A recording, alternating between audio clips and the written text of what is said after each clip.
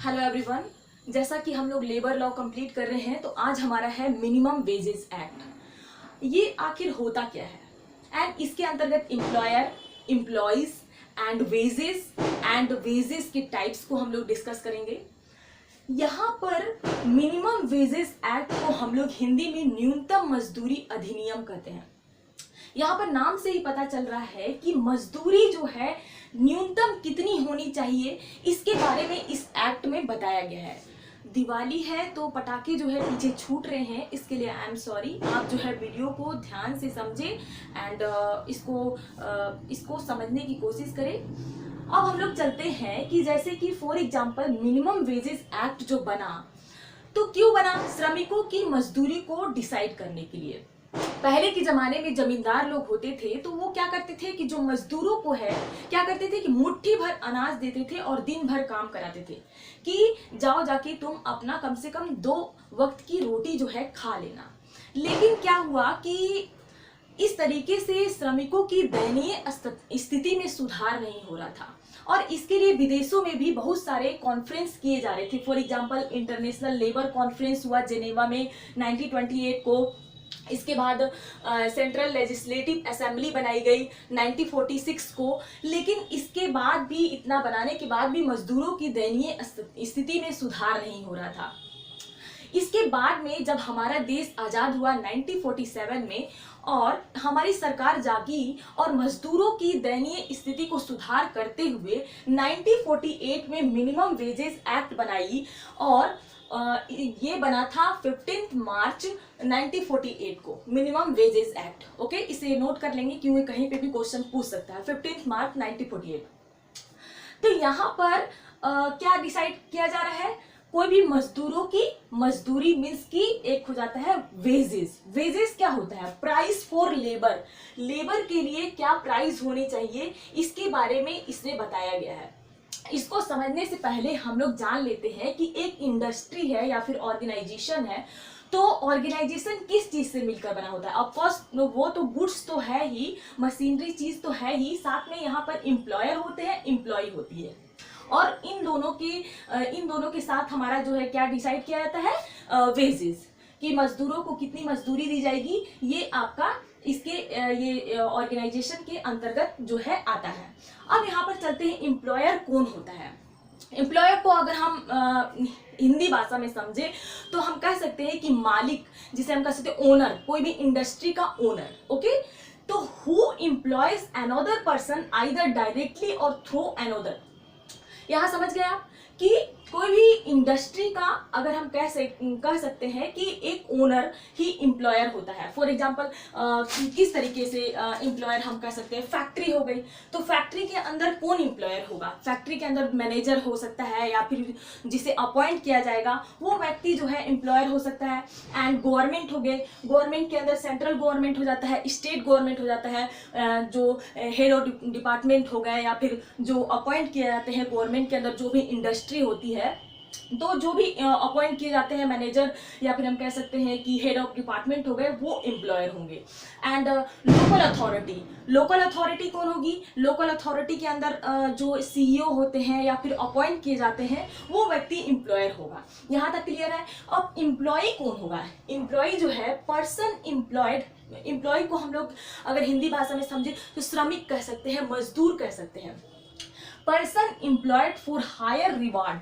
Higher means की जो व्यक्ति जो है किसी भी ऑर्गेनाइजेशन के लिए या फिर हम कह सकते हैं इंडस्ट्री के लिए हायर किए जाते हैं तो उसे हम एम्प्लॉय कहते हैं। ओके, स्किल्ड हो सकते हैं या फिर अनस्किल्ड भी हो सकते हैं।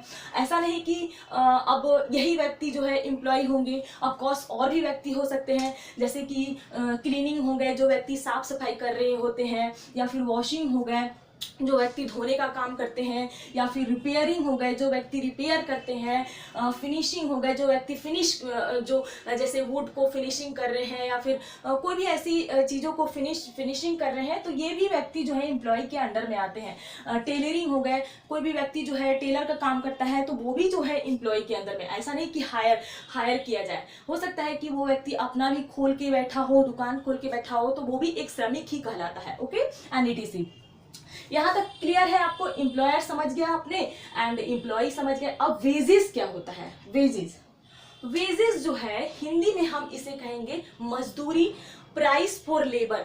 मजदूर के लिए जो प्राइस डिसाइड किया जाता है उसे ही हम लोग वेजेस कहते हैं। अब वेजेस कौन डिसाइड करता है? वेजेस जो है एप्रोप्रिएट गवर्नमेंट के द्वारा डिसाइड किया जाता है।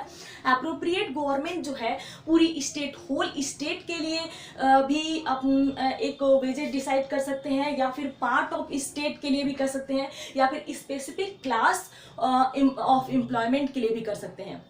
ओके, एप्रोप्रिएट गवर्नमेंट के द्वारा। एप्रोप्रिएट गवर्नमेंट के अंतर्गत कौन कौन आ जाता है? Central government and state government. कौन आएगा? Central government and state government. अब एप्रोप्रिएट गवर्नमेंट के अंतर्गत एप्रोप्रिएट गवर्नमेंट नहीं, ये तो आपका अलग हो गया। वेजेस, वेजेस के अंदर क्या इंक्लूड होते हैं? इंक्लूड आपका बेसिक हो गया house rent and allowance. Okay, house rent and allowance. Does not include हो गया, फर्स्ट हो गया आपका लाइट, वाटर एंड मेडिकल। क्या क्या हो गया? डज नॉट इंक्लूड है वेजेस के अंतर्गत light, water and medical. And second हो जाता है प्रोविडेंट फंड, एंड थर्ड हो जाता है ट्रैवलिंग अलाउंस, एंड फोर्थ हो जाता है ग्रेचुटी हो गया, एटीसी। और भी आते हैं, लेकिन अगर मैं ज़्यादा बताने लगूंगी तो वीडियो जो है लंबा खिंच जाएगा। अब यहाँ पर ये चीज़ क्यों बनाई गई? मिनिमम वेजेस एक्ट क्यों बनाया गया? श्रमिक के लिए एक तरीके से नेचुरल जस्टिस के लिए, फेयर के लिए, रीजनेबलनेस के लिए ये एक्ट जो है बनाई गई। क्यों बनाई गई? एक natural justice, fair and reasonableness. कोई भी व्यक्ति जो है, कोई भी श्रमिक जो है, कोई भी एम्प्लॉइज जो है, उसकी मजदूरी डिसाइड हो, वेजेस डिसाइड हो, इसीलिए मिनिमम वेजेस एक्ट जो है बनाया गया। ओके, यहां तक क्लियर है? अगर हम बात करें वेजेस के टाइप्स की, तो वेजेस के टाइप्स अगर मुख्यतः बात किया जाए, मेनली बात किया जाए, तो 4 होते हैं। मिनिमम वेजेस मीन्स हो जाता है कि न्यूनतम मजदूरी मैंने आपको बता दी कि एप्रोप्रिएट गवर्नमेंट, सेंट्रल गवर्नमेंट हो गए, स्टेट गवर्नमेंट हो गए, उसके द्वारा डिसाइड किए जाते हैं। तो मिनिमम वेजेस के अंतर्गत एक केस था, messrs hydro engineers private limited versus आपका हो जाते हैं वर्कमैन। तो इसके अंदर कहा गया था, इस केस के अंतर्गत कहा गया था, कोई भी श्रमिक जो है उसको इतनी मजदूरी दी जानी चाहिए कोई भी श्रमिक को, कि वह व्यक्ति जो है क्या करे कि अपने घर में जो भी रोटी, कपड़ा, मकान है, वो तीनों चीज के लिए उसे किसी से हाथ फैलाने की जरूरत ना पड़े। ओके, उसे किसी चीज के लिए हाथ फैलाने की जरूरत ना पड़े, मीन्स कि अपनी जो आवश्यकता है उसकी जो है पूर्ति कर सके, इतनी उसे मजदूरी दी जानी चाहिए, उसकी इतनी मजदूरी होनी चाहिए कि वो व्यक्ति अपनी आवश्यकताओं की पूर्ति कर सके, मीन्स कि जीवन निर्वाह कर सके। ओके, ये आपका हो जाता है मिनिमम वेजेस, मीन्स हो जाती है न्यूनतम मजदूरी। एंड सेकेंड हो जाता है फेयर वेजेस मीन्स होती है आपकी उचित मजदूरी।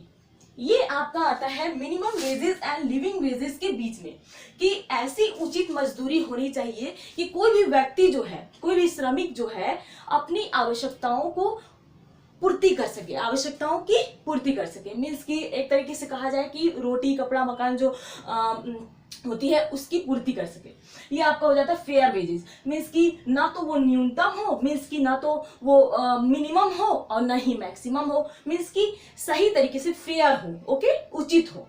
एंड थर्ड हो जाता है लिविंग वेजेस मीन्स होती है कि जीवन निर्वाह मजदूरी, कि जीवन का निर्वाह जो है अच्छे तरीके से हो जाए, मीन्स कि जो श्रमिक जो है अपनी आवश्यकताओं की जो भी पूर्ति करना चाहता है, वो इस मजदूरी के द्वारा जो है अपनी आवश्यकताओं की पूर्ति कर सके। तो ये आपका हो जाता है living wages. Okay, and fourth हो जाता है need based minimum wages, means हो जाता है आपका जरूरत के अनुसार जो है न्यूनतम मजदूरी।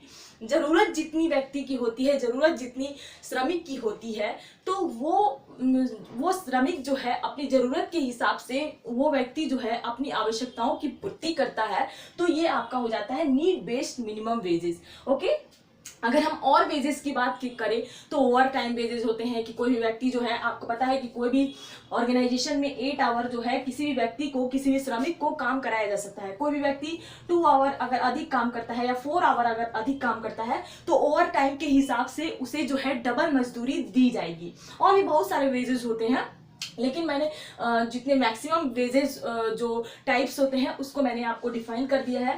एंड आई थिंक आपको जो मिनिमम वेजेस एक्ट है उसके ऑब्जेक्ट के बारे में पता चल गया होगा कि ऑब्जेक्ट जो है नेचुरल जस्टिस, रीजनेबलनेस, फेयर हो, मजदूरों के जो वेजेस हैं, तो इसीलिए इसे बनाया गया है ताकि कोई भी मजदूर जो है अपने आप को एक तरीके से अछूता ना पाए। इसीलिए ये सरकार के द्वारा एक्ट लागू किया गया है। तो आई थिंक आपको समझ में आ गया होगा। एंड लास्ट में एक क्वेश्चन पूछना चाहूंगी कि ये जो एक्ट है इसे कब इन्फोर्स किया गया था? ओके, ये मुझे कमेंट बॉक्स में कमेंट करके बताएंगे। And don't forget to subscribe my channel. Till then bye bye, thank you.